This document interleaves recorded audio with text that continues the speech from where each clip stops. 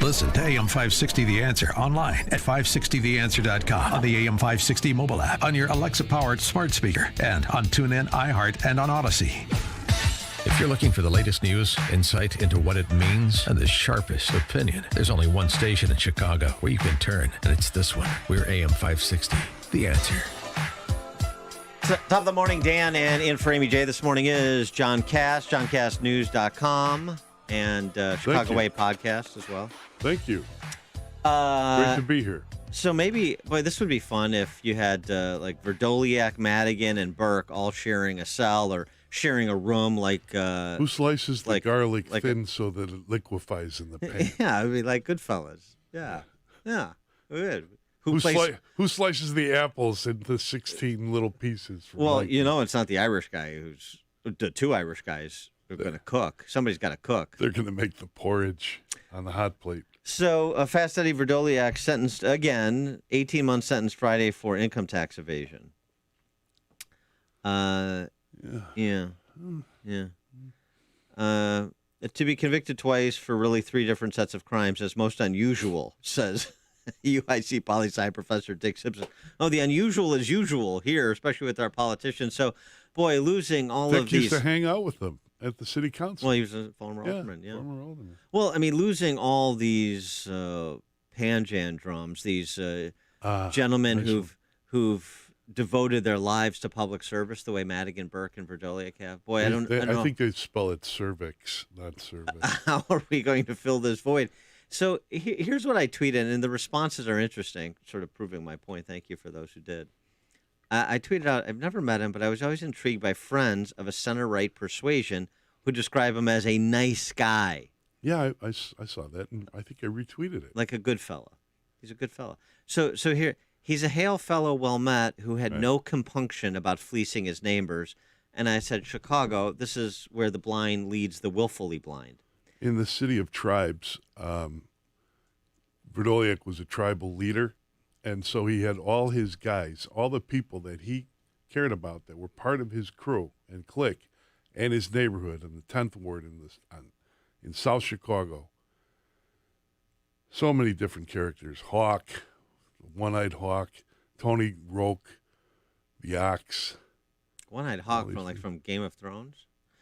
He was a Cook County Sheriff's deputy who apparently, I think allegedly, allowed a street gang member to have conjugal relations in the judge's chambers. But that's Chicago, Right, that generates a shoulder shrug. Hey, So here's the thing that you described, though, like he has his guys and Madigan has his guys and Burke has his guys, and then that's what it is. The Cook County judges are all belong to all 3 of them. All right, so I'm at a party at Vrdolyak's house when I was working for the Daily Calumet, and he had a big barbecue every year, and I had to cover it. And while I was covering it, I was trying to put him in jail on a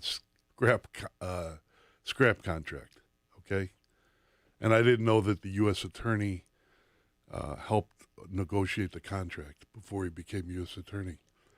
So I show up, and he's like, hey, do you want a beer, kid?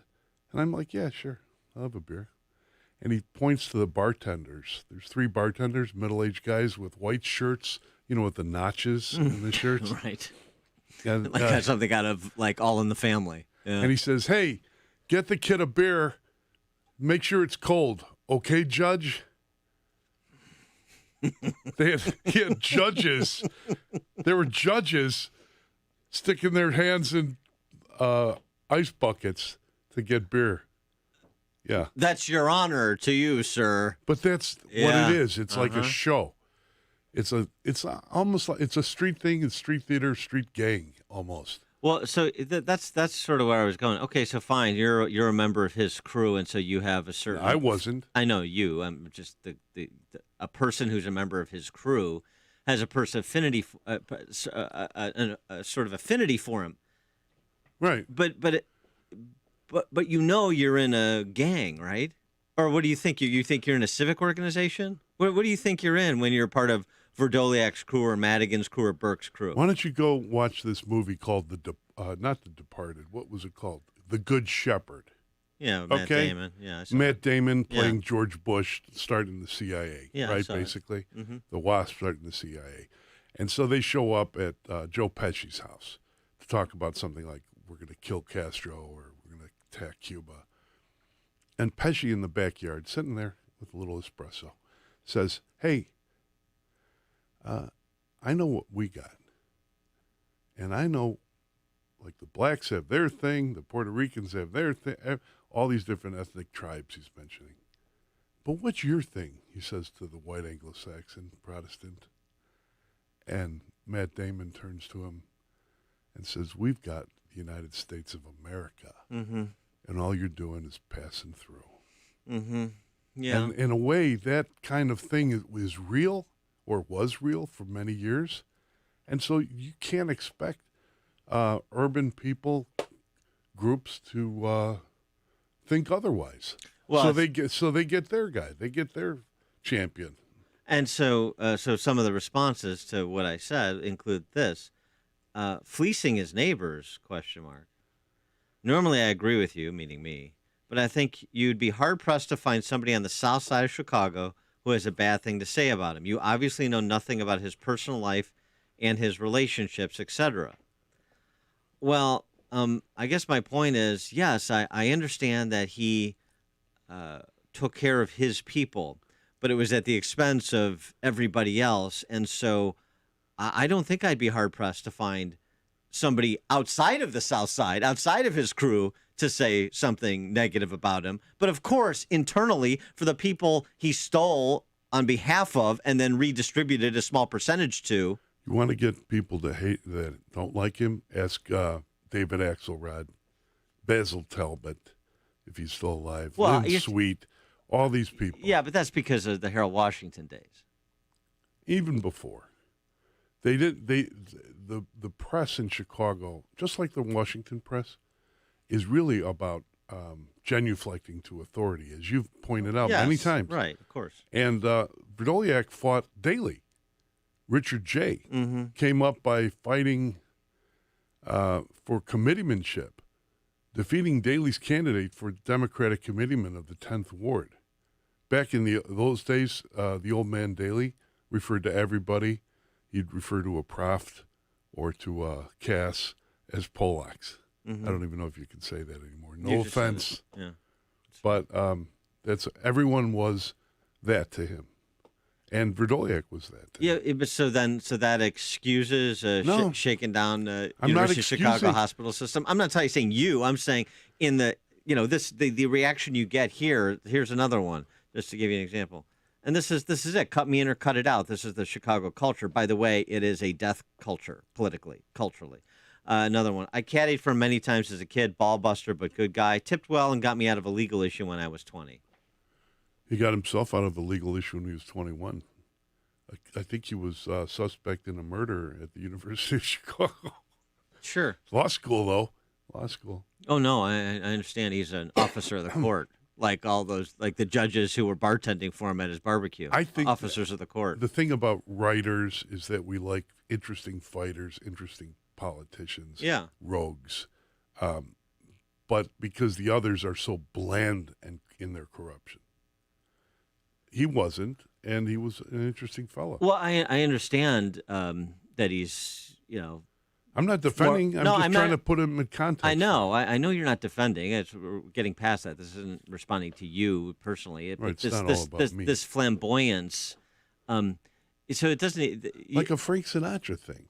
Yeah, but that therein lies the problem. The romanticizing of it. Yeah. And that's what the press corps does.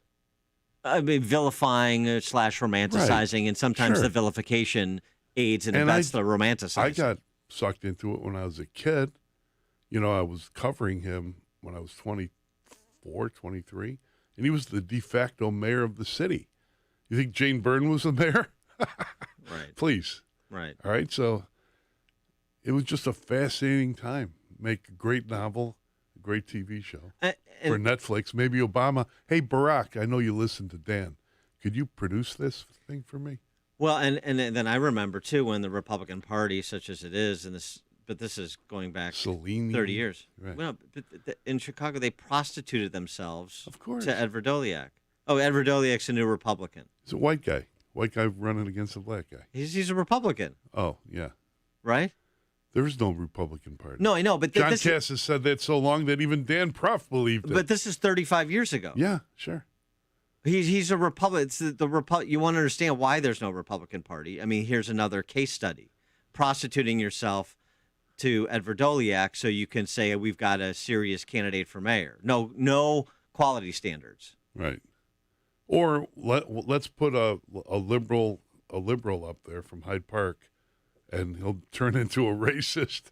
His name is Bernie Epton. Yeah. You know, this town is so screwed up. I can't. But on the Ed Vrdolyak thing, Yeah. I mean, not to put you on the spot. Please I don't want do. you to Please do. to offend his crew. Oh no, I'm not. Who caddy for Don't him, worry. and Don't worry. I know you're not worried. I told you that story off mic about Betty wanting to cut his heart out with a paring knife. And Betty, your wife. Yeah. Yeah. Okay. Yeah. Oh yeah. So is the city better or worse because of Ed Vrdolyak?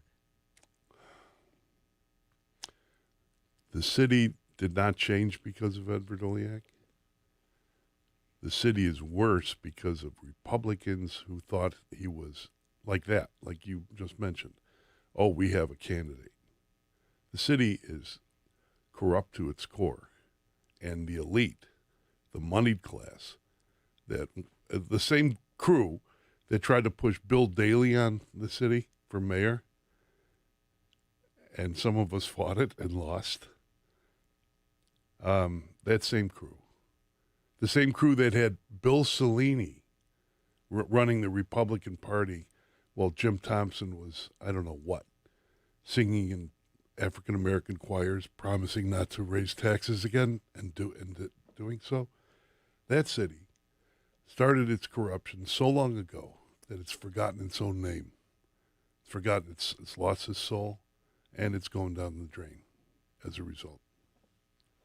It's like a hot, steaming cup of information to start your day. It's Chicago's Morning Answer on AM 560. The Answer. Security, safety. Lately, those words have new meaning. Hi, this is Sean Morrison. My company is Morrison Security. If you use a security company, I want you to think about this. Who's behind that company? Is it a company that is just doing an okay job? How well are they trained? Do you really trust them? The word is security. What's behind Morrison Security? We believe in the Second Amendment and conservative values, and here's why. It's about protection and freedom. Whether you need armed protection or not, you have the right to protect your business, to protect your property, to protect your school, to protect your family. Security. It has never been more important to know who's behind your security company. Is it people just filling a job?